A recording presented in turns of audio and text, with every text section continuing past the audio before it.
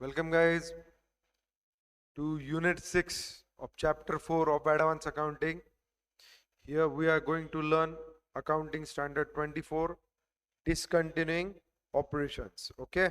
ये बहुत आसान है. Discontinuing operation किसको बोलने का ये पहले अपने को समझना है. Okay? अगर मैं ए बी सी डी ऐसे 4 प्रोडक्ट बेच रहा हूँ, each product is contributing around 25 to 30% of my total revenue. और मैं प्रोडक्ट बी की लाइन बंद कर रहा हूँ या किसी को बेच दे रहा हूँ विद असेट्स एंड लायबिलिटीज, फिर मैं बेचूंगा क्या? A C and D. इसका मतलब क्या? I discontinued the production of B and sales of B. समझ रहे हो? हाँ, तो this kind of transaction is called as discontinued operation. चलो, अगर ए बी सी डी में प्रोडक्ट बना रहा हूँ, बी का मेरा टोटल सेल है 2-5%, बाकी 95% cell is consisting of A C and D, और मैं बी बंद कर रहा हूँ. फर्क पड़ने वाला है क्या? इन्वेस्टर के डिसीजन पे चेंज होगा क्या? नहीं. लेकिन हाँ, अगर उसका शेयर ज्यादा है तो it can impact the investors decision. समझ रहे हो? हाँ, तो यही चीज अपने को सीखना है. First, meaning of discontinuing operation क्या है. Second, definition of initial disclosure event. Third, recognition and measurement principles. Last, presentation and disclosure as required under the standard. कोई दिक्कत? पक्का? चलो आगे चलते. Introduction. Imagine that a large company selling several products in the market decided to discontinue the sale of one of its key product as it plans to sell that portion of its business to another entity. कोई दिक्कत नहीं. Ideally, this information should be disclosed to the primary stakeholder as they would take economic decision based on the performance of the remaining portion of the business that is expected to be continued by the company in future. Okay? अपने को बताना पड़ेगा share holders को कि ये अपन बंद कर रहे हैं, बाकी का अपन चालू रख रहे हैं. तो उनको भी वो भी सोचेंगे यार जो बंद किया उसका पोर्शन कितना है और जो चालू है उससे प्रॉफिटेबिलिटी कितनी रहने वाली है. तो whether we should keep investing in this company or we should withdraw our investment from this company and go for the another one. Therefore, the presentation requirement of such discontinuing operations becomes relevant, and the aspect of AS 24 need to be understood. AS 24 is applicable to all discontinuing operations. लेकिन वो discontinuing operation में आता है क्या वो देखना पड़ेगा. अगर वो discontinuing operation में आता ही नहीं होगा तो उसका डिस्क्लोजर देने की जरूरत नहीं. मतलब तेरे को क्या देखना है कि यार मैं ये एक्टिविटी बेच रहा हूं, मैं प्रोडक्ट बंद कर रहा हूं, मैं डिवीजन बंद कर रहा हूं, whether it comes under discontinuing operation or not. If it comes under discontinuing operation, I will report. If it doesn't comes under discontinuing operation, there is no need of reporting. Okay? So AS 24, discontinuing operations. The objective of AS 24 is to establish principle for reporting information about discontinuing operations, thereby enhancing the ability of the users of financial statement to make projection of an enterprise cash flow, earning generating capacity, and financial position by segregating information about discontinuing operation from the information about continuing operation. मतलब दोनों चीजें उनको पता चलेगी, discontinue की भी और continued की भी. Now, what are discontinuing operations? A discontinuing operation is a component of an enterprise. पहली चीज, that the enterprise pursuant to a single plan is disposing of substantially in its entirety, such as by selling the component in a single transaction or by demerger or spin-off of ownership of the component to the enterprise shareholders, or disposing of piecemeal, such as by selling off the component asset and settling its liability individually, or terminating through abandonment. Okay, समझा क्या? अरे समझा क्या? abandonment means बंद कर देना. उसके ऊपर पीसमिल डिस्ट्रीब्यूशन. पीसमिल मतलब असेट बेचने का वो यूनिट के, और उसकी लायबिलिटीज क्या करने की? पे ऑफ करने की. पहला क्या? Substantially disposing substantially in its entirety, मतलब पूरा ट्रांसफर कर देने का. Such as by selling the component in a single transaction, or demerger, or spin off the ownership, मतलब एक से दूसरे पास, दूसरे से पहले एक पास, of the component to the enterprise shareholders. Okay, ये तीन चीजें सिंगल प्लान में कंसिडर हो सकता है. या सेकंड बोला है that represent separate major line of business और जियोग्राफिकल एरिया ऑफ ऑपरेशंस. समझा? डिस्कंटिन्यूइंग ऑपरेशन कब होगा? अगर वो मेजर पार्ट है तुम्हारे लाइन का, या जियोग्राफिकल एरिया ऑफ ऑपरेशन का वो मेजर हिस्सा है. Third, that can be distinguish operationally and for financial reporting purpose. क्या समझा?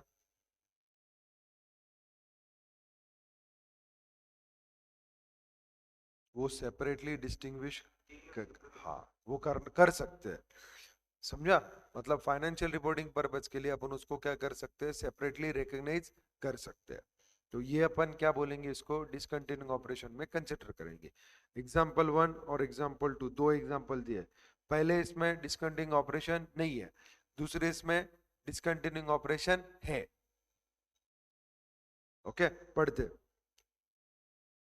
COXY runs a famous chain of restaurants. It decides to sell its stake in one of the restaurant. This restaurant contributes around 5% of the total revenue of the to the entire business. XY does not intend to sell any other restaurant as a part of its strategy. In the above case, the sale of one restaurant out of the chain does not constitute disposal of the business under a single plan or a portion that represent a major line of business or geographical area of its operation. Thus, it cannot be regarded as discontinued operation. Pakka. Second, Group MN operates in various industries, including hotels, airlines, software, through its subsidiaries. It has decided to sell its airline business to be able to concentrate on the other verticals. As a result, it started to sell its aircraft and paying off the associated liabilities. During the year, it has sold off 5 aircrafts out of the fleet of 50 aircrafts. So far as a part of sale, the airline business constitute 25% of the total revenue. मतलब ये discontinued operation में लेना पड़ेगा, compulsory लेना पड़ेगा. आया ना? In the above case, airline business may be considered as a discontinuing operation. This is due to the fact that the assets are sold off as a part of single plan, and that the business represents separate major line of business and can be distinguished both operationally and for financial reporting purposes. समझा क्या? खत्म. ये सबसे आसान है. ऐसे सबसे आसान. आगे, separate major line of business और जियोग्राफिकल एरिया ऑपरेशन. अभी एयरलाइन बिजनेस क्या था? उसका सेपरेट लाइन ऑफ एक्टिविटी था. यस और no? A reportable business segment or geographical segment as defined in AS 17 segment reporting would normally satisfy criteria, and it would represent a separate major line of business or geographical area of operation. आपने AS 17 सीखा segment reporting. अपन segment reporting में separate segment reporting करते हैं. एक तो line of activity या geographic area. मतलब तू कनाडा में बेच रहा है, तू यूके में बेच रहा है, यस, तू यूएस के अदर पार्ट में बेच रहा है, तू ऑस्ट्रेलिया में बेच रहा है, तू इंडिया में बेच रहा है, तू राजस्थान में बेच रहा है, तू महाराष्ट्र में बेच रहा है. अगर वो मेजर रेवेन्यू जनरेटिंग है तो उसको अपन क्या बोलते हैं? Geographical area. कोई दिक्कत? A part of such segment may also satisfy criteria and it would represent a separate major line of business or geographic area of operations. For an enterprise that operates in a single business or geographical segment which does not report segment information, a major product or service line may also satisfy the criteria. See the example below. मतलब अगर वो मेरा geographical area separation नहीं कर सकता, मैं separate line भी नहीं है, बट मैं ऐसा प्रोडक्ट बंद कर रहा हूं जिसका मेरे पूरे सेल में 40%, 50%, 35% का कंट्रीब्यूशन है, मैं 10 प्रोडक्ट बेच रहा हूं, उसमें से मेरा सी प्रोडक्ट जो है वो 35% कंट्रीब्यूट करता है टोटल रेवेन्यू में, और मैं सी प्रोडक्ट क्या कर रहा हूं, सेल ऑफ कर रहा हूं। सेपरेट लाइन है क्या? नहीं है। सेपरेट है क्या एरिया? नहीं है। मैं सब जगह पे सब बनाता हूं, सब बेचता हूं, फिर भी अगर वो प्रोडक्ट मैं डिसकंटिन्यू कर रहा हूं तो मेरा क्या है, मेजर रेवेन्यू जनरेटिंग प्रोडक्ट है, तो उसका इंपैक्ट मेरे को लेना पड़ेगा। समझा? नीचे एग्जांपल दिया है, देखो XYZ RT का 3 प्रोडक्ट में सेल्स है, XYZ 1 lakh, 14 lakh, 20 lakh. Profit X का 5000, Y का 1,50,000 और Z का 2 लाख, मतलब टोटल 355 का प्रॉफिट है। RT decided to sell the business relating to product Y, हो गया क्या, to another entity, 1.5 लाख, मतलब 40% से ऊपर है। सही बात है ना? Since the product Y constitutes major product, it may be considered as discontinuing operations. अभी बात वही किया था। Instead of disposing a component substantially in its entirety, the enterprise may discontinue and dispose of the component by selling its asset and settling its liability piecemeal, individually or in small groups. For piecemeal disposal, while the overall result may be a net gain or net loss, the sale of individual asset or settlement of an individual liability may have the opposite effect. Moreover, there is no specific date at which overall binding sale agreement is entered into. Rather, the sale of asset and settlement of liabilities may occur over a period of months, perhaps even longer. Thus, the disposal of component may be in progress at the end of financial reporting period. To qualify it as discontinuing operation, the disposal must be pursuant to the single coordinated plan. समझा क्या? क्या समझा?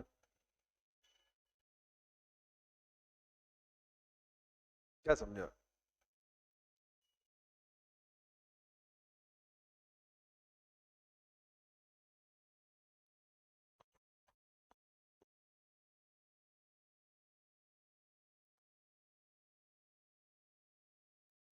यही para समझने लायक है, उसके नीचे भी कंटिन्यूड पैरा है, लेकिन पहले इसका मीनिंग समझते।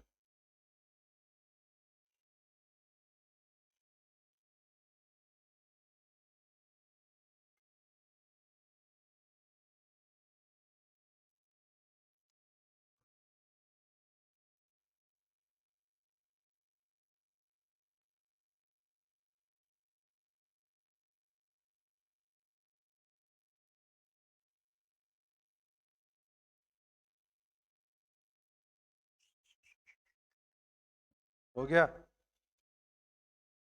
अरे जो अपन ने डेफिनेशन पढ़ा था उसी को 3 पार्ट में दिया है।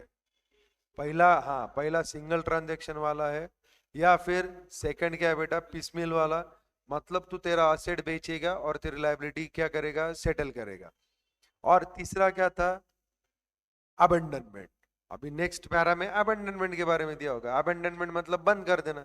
वो प्रोडक्ट लाइन ही बंद कर रहा हूं मैं, बेच नहीं रहा हूं, लेकिन मैं बंद कर रहा हूं। समझ रहे हो? बाद में बेचूंगा। पक्का? यहाँ पे दिया, एन एंटरप्राइज में terminate an operation by abandonment without substantial sales of asset, मतलब बिना बेचे मैं वो प्रोडक्ट लाइन क्या कर रहा हूँ बेटा, बंद कर रहा हूँ। क्यों कर रहा हूँ, क्या कर रहा हूँ, मेरा कंपनी का पॉलिसी। पक्का? An abandonment operation would be discontinuing operation if it satisfies the criteria in the definition. However, changing the scope of operation or the manner in which it is conducted is not abandonment because that operation, although changed, it is continuing.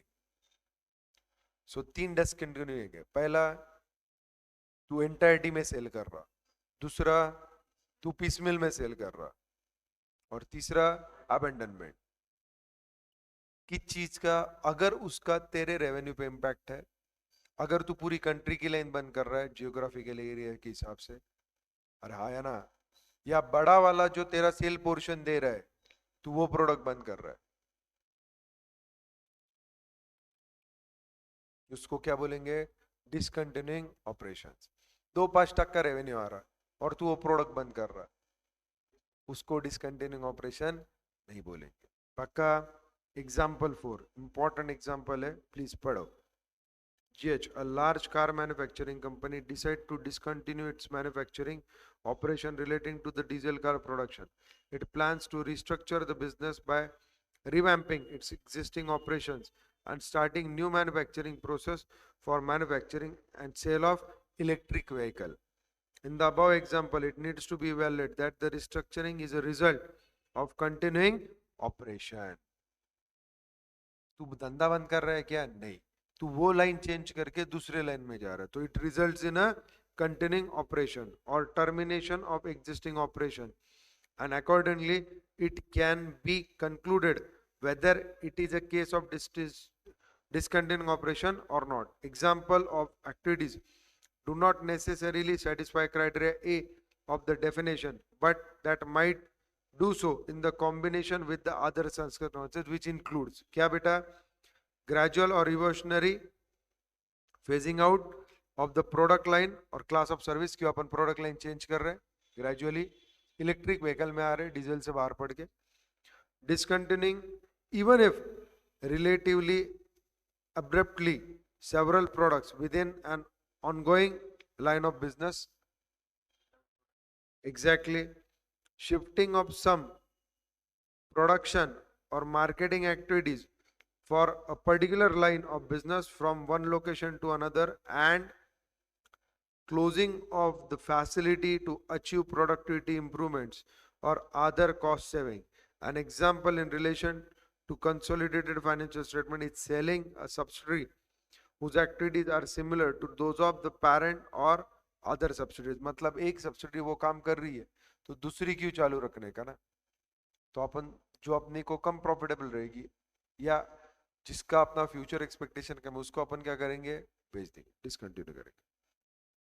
A component can be distinguished operationally and for financial reporting purpose. Criteria C of the definition of discontinuing operation, if all the following conditions are met. नीचे, the operating asset and liabilities of the component can be directly attributable to it. Its revenue can be directly attributable to it. At least a majority of its operating expenses can be directly attributed to it. Now, asset, liabilities, revenue and expenses are directly attributable to the component if they would be eliminated when the component is sold, abandonment or otherwise disposed of. If debts is attributable to a component, the related interest and other financing costs are simply attributable to it.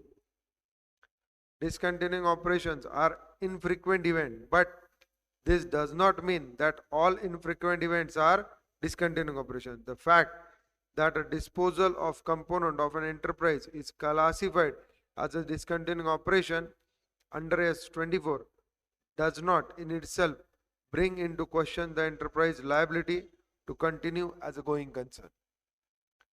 क्योंकि तो दूसरी line में जा रहा, तो इसको discontinue कर रहा, तो गोइंग कंसर्न एस्पेक्ट को धक्का नहीं दे रहा है. मतलब you are not challenging the going concern aspect of the business, but तेरे को लाइन चेंज करनी है, तेरे को फ्यूचर में दूसरी लाइन में ज्यादा पोटेंशियल दिख रहा, तो ये लाइन तेरे को कभी ना कभी तो बंद करनी पड़ेगी ना, तब जाके तू दूसरी लाइन चालू कर पाएगा. नेचुरल है. और ये एक्टिविटी हर रोज होती है क्या? नहीं, ये कभी कभार होती है, बट हर एक कभी कभार होने वाली इनफ्रीक्वेंट एक्टिविटी को अपन डिसकंटिन्यूइंग ऑपरेशन नहीं बोल सकते. पता है, समझा? Now initial disclosure event with respect to discontinuing operation.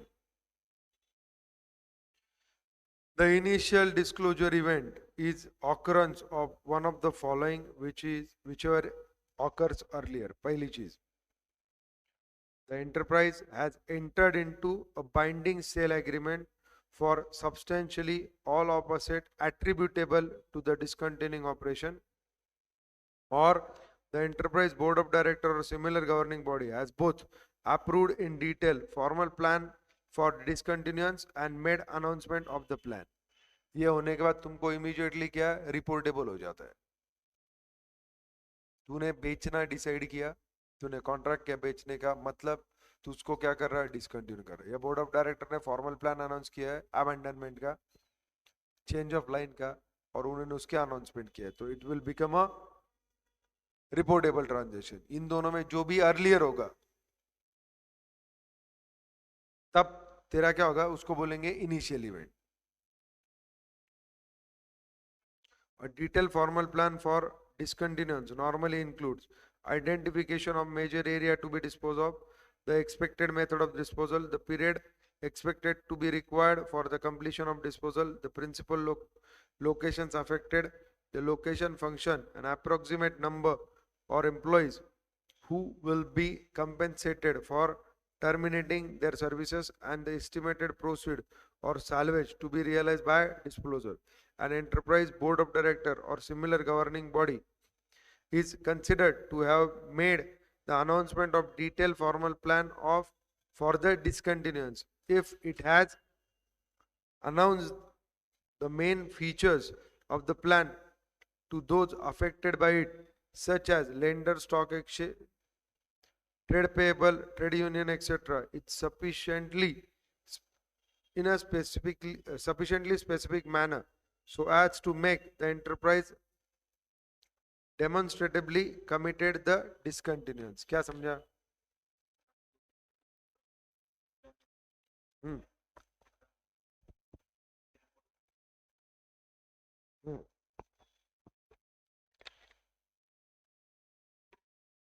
मतलब क्या?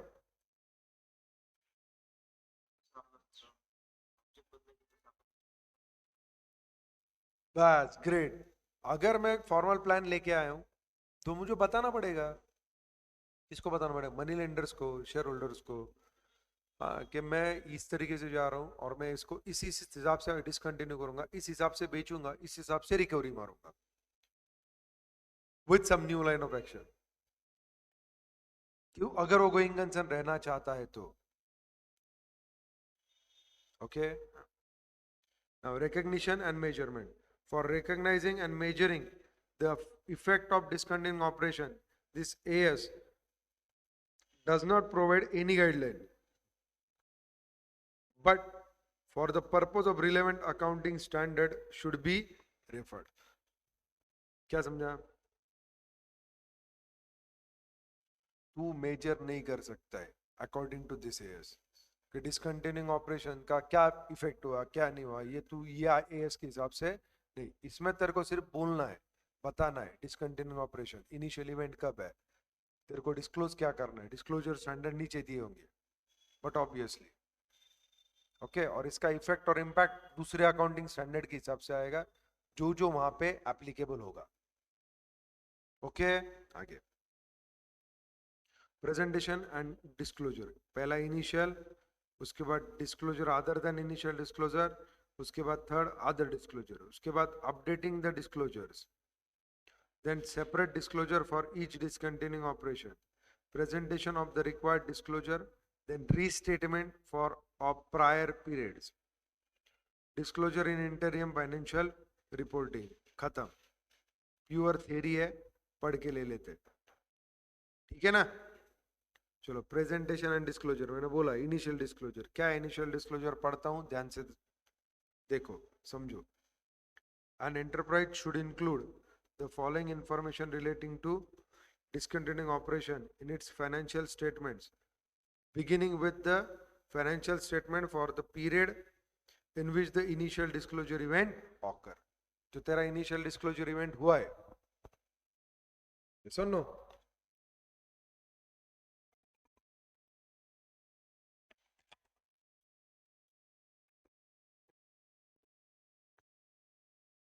Initial disclosure event पता चला ना? Enterprise should include the following information relating to discontinuing operation in its financial statement. कब से? Beginning with the financial statement for the period in which initial disclosure event occur. वो पहला period रहेगा reporting का. क्या बेटा? A description of discontinuing operation वो अपने को देना पड़ेगा डिस्क्लोजर में. Second, the business or geographical segment in which it is reported as per AS 17. Segment reporting के हिसाब से कौन सा सेगमेंट अफेक्ट होने जा रहा है, कौन सा सेगमेंट डिसकंटिन्यू कर रहे हैं, जियोग्राफिकल एरिया के हिसाब से या फिर बिजनेस के हिसाब से. The date and nature of the initial disclosure event कब डिसाइड हुआ? Yes, the date or period in which the discontinuance is expected to be completed if known or determinable. मतलब सेल्स का कुछ एग्रीमेंट हुआ होगा तो, या अपन कौन से स्टेप में कौन से एसेट बेच के कौन से लायबिलिटी सेट ऑफ करेंगे, इसका अगर लाइन ऑफ एक्शन दिया होगा, टाइम होगा, तो अपन वो सब चीजें डिटेल देंगे. Then the carrying amount as of the balance sheet date, the total of asset to be disposed of and the total of liabilities to be settled. Then the amounts of revenue and expenses in which in respect of the ordinary activities attributable to the discontinuing operation during the current financial reporting period. मतलब अगर पहले था और आज भी उसका discontinuation चालू है, मतलब एसेट बेच के लायबिलिटी सेट ऑफ करना इतना आसान है क्या? नहीं. तो उसका अगर उसके लिए जो भी खर्चा आता है करंट पीरियड में भी, वो भी अपने को रिपोर्ट करना पड़ेगा. Yes, the amount of pre tax profit और loss from ordinary activities attributable to the discontinuing operation during the current financial reporting period and the income tax expenses related thereto. मतलब उसका प्रॉफिट एंड लॉस पे क्या impact हो रहा, ordinary धंधे को छोड़ के. ऑर्डिनरी का सेपरेट करो, डिसकंटिन्यूइंग का सेपरेट करो, और उसका tax impact. The amount of net cash flow attributable to the operating, investing and financial activities of the discontinuing operation during the current financial reporting period. मतलब कैश फ्लो देना है उसका. Yes. Now disclosure other than initial disclosure note, जो ऊपर की initial disclosure थे उससे other than कौन सा है? All the disclosures above should be presented in the notes to the financial statement except for the amount pertaining to the pre-tax profit or loss of the discontinuing operation and the income tax expenses thereon. Second last bullet above जो दिया है ऊपर का, which should be known on the face of the statement of profit and loss account. क्या समझा? तो बोला ना, डिसकंटिन्यू की वजह से अगर तेरे को प्रॉफिट हो रहा होगा तो वो हर रोज का नहीं है, वो ऑर्डिनरी नहीं है.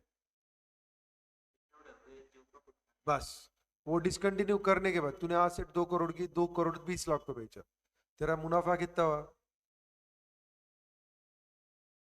तो सेपरेटली दो उसको. लॉस हुआ 20 लाख का, 2 करोड़ का 81 में बेचा, मतलब 20 का लॉस हुआ. वो ऑर्डिनरी बिजनेस का है क्या? नहीं. तो show it as a in profit from discontinue operation, loss from discontinue operation, as well as उसका टैक्स का इम्पैक्ट भी जो भी है वो भी अपने को कंसिडर करना पड़ेगा. Other disclosure, when an enterprise disposes of asset or liabilities attributable to a discontinuing operation or enters into a binding agreement for sale of such asset or the settlement of such liability, it should include in its financial statement the following information when the event occur. Pahli information, for any gain or loss that is recognized on disposal of asset or settlement of liability attributable to the discontinuing operation, the amount of the pre-tax gain or loss, income tax expenses related to that gain and loss. क्या बोला था? वो यहाँ है कि नहीं? Second, the net selling price or range of prices which is after deducting expected disposal cost of those net asset for which the enterprise has entered into one or more binding sale agreement. The expected timing of receipt of those cash flow and carrying amount of those net asset on the balance sheet date. क्या समझा? पढ़ो और मेरे को समझाओ.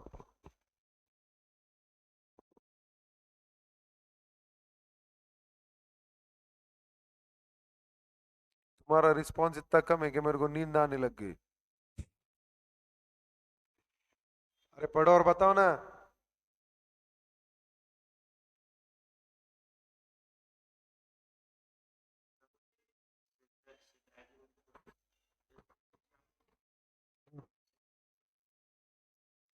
Second चीज, उसका वो तारीख पे बैलेंस शीट डेट में क्या वैल्यू है, अपन ने किस पार्टी के साथ एग्रीमेंट किया है, क्या रेट के लिए किया है, या हर एक चीज अपने को क्या देना पड़ेगा.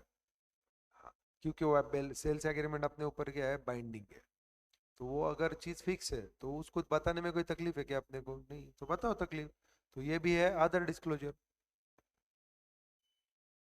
Updating the disclosure. अगर चेंजेस हुए, देख अपन ने आज की तारीख में फाइनल किया, अगले फाइनेंशियल ईयर में कुछ चेंजेस हुए, डिसकंटिन्यूइंग ऑपरेशन में बोला ना, एक दिन में भी हो सकता, कुछ दिन में भी हो सकता, कुछ हफ्ते भी लग सकते, कुछ महीने भी लग सकते.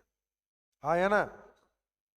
In addition to these disclosure, an enterprise should include in its financial statement for the period subsequent to the one in which the initial disclosure event occur. Okay, मतलब पिछले साल में initial event occur हुआ, अपन ने सब दे दिया, लेकिन वो अगले साल तक क्या हुआ, कंटिन्यू.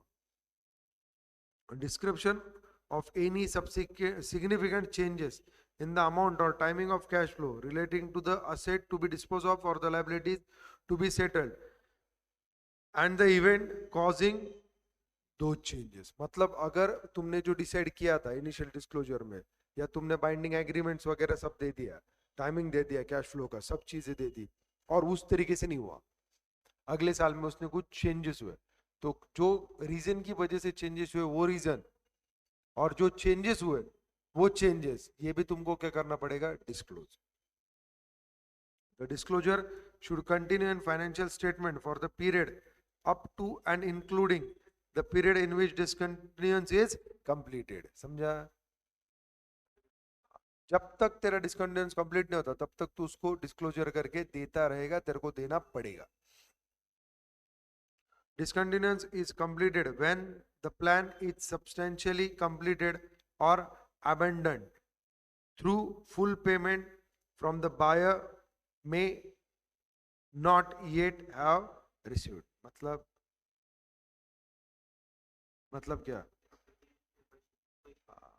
डिसकंटिन्यूएंस कब खत्म होगा, जब अपना पूरा ट्रांजैक्शन पूरा होगा या अपना अबेंडमेंट पूरा होगा. पक्का? कोई दिक्कत? पेमेंट का भी पैसा आना बाकी रह सकता है, बट तेरा सेल प्रोसेस पूरा हो गया. If an enterprise abandons or withdraws from a plan that was previously reported as discontinuing operation, in fact, reasons therefore and its effect should be disclosed. अगर तूने वो डिसकंटिन्यूएंस का प्लान वापस ले लिया, रिवोक किया, तो तेरे को उसका भी रीजन देना पड़ेगा. Okay. Separate disclosure for each discontinuing operation. Any disclosure required by S24 should be presented separately for each discontinuing operations. Presentations of the required disclosure. जो अपना डिस्क्लोजर अपन देने वाले उसका प्रेजेंटेशन कैसे करने का है. कोई दिक्कत? पक्का? श्योर ना?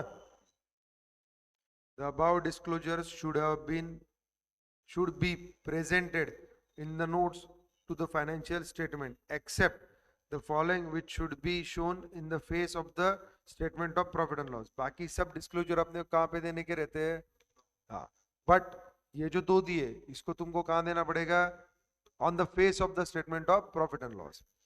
The amount of pre-tax profit or loss from the ordinary activities attributable to the discontinuing operation during the current financial reporting period and the income tax expenses thereto. समझा क्या? Related thereto. तेरा discontinuing operation से जो भी profit and loss आया है वो तेरे को सेपरेटली देना पड़ेगा ऑर्डिनरी बिजनेस से, समझा क्या? The amount of pre tax gain or loss recognized in the disposal of asset or settlement of the liabilities attributable to the discontinuing operation. मतलब नॉर्मल धंधे का मुनाफा भी सेपरेटली देना है, डिसकंटिन्यूइंग ऑपरेशन का भी मुनाफा नॉर्मल धंधे से सेपरेटली देना है तब तक का, और असेट बेच के अगर तेरे को प्रॉफिट गेन या लॉस हो रहा होगा तो उसको भी तेरे को क्या देना है, सेपरेटली देना है. यस और नो? पक्का? Now restatement of prior periods, please read. Comparative information for the prior period that is presented in the financial statement prepared after the initial disclosure event should be restated to the segregate asset, liability, revenue, expenses, cash flow of continuing and discontinuing operation in a manner similar to that mentioned above. मतलब क्या? अरे prior period के लिए भी तेरे को उसका impact देने की जरूरत पड़ी तो उसका इंपैक्ट दो. प्रायर पीरियड मतलब पिछले साल का, तो तेरे को वो भी दिखाना पड़ेगा जो भी डिसकंटिन्यूइंग एक्टिविटी है पिछले साल उससे मुनाफा कितना हुआ, पिछले साल उसका सेल क्या था. तो अपने को कंपैरेटिव में वो चीजें जो देना है उसके लिए अपने को इस चीज का ध्यान रखना पड़ेगा. कोई दिक्कत? कुछ नहीं. आगे disclosure in interim financial report. Disclosure in interim financial report in respect of discontinuing operation should be made in accordance with AS 25. Interim financial reporting, including any significant activities or event since the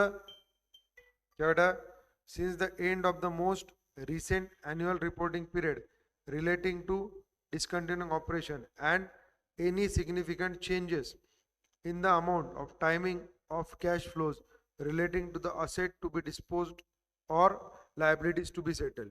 क्या समझा? कुछ नहीं समझा ना? वापस पढ़ो.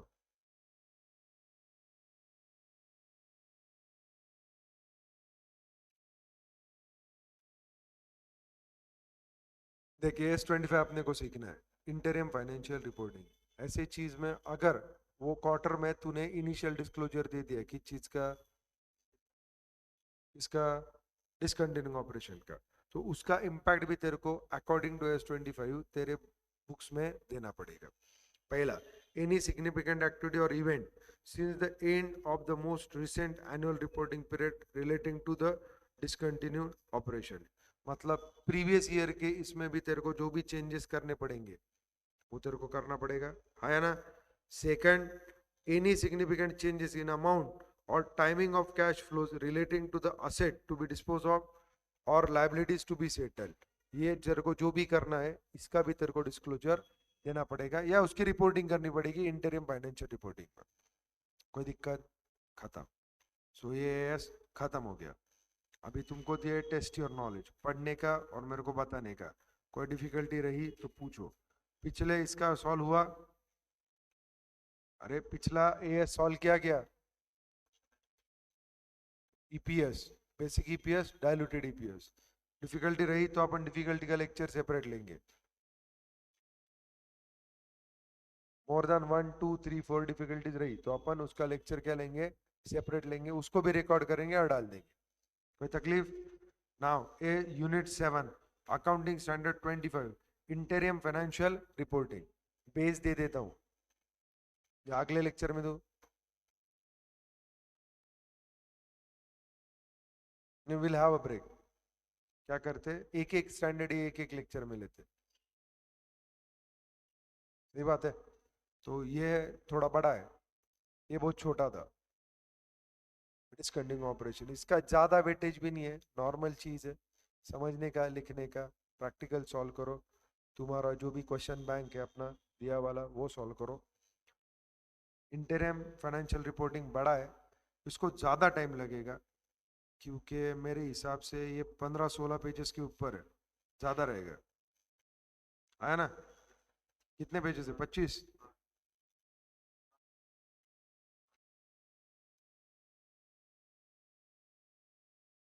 10-12 pages. ये अपन करेंगे सॉल्व फिर. ठीक है ना? इसके कंटेंट क्या क्या रहते हैं, मिनिमम कंपोनेंट्स क्या है, ये हर एक चीज अपने को पढ़ना है, ये अपन अगले लेक्चर में देख लेंगे। ओके, चलो, थैंक यू, बाय।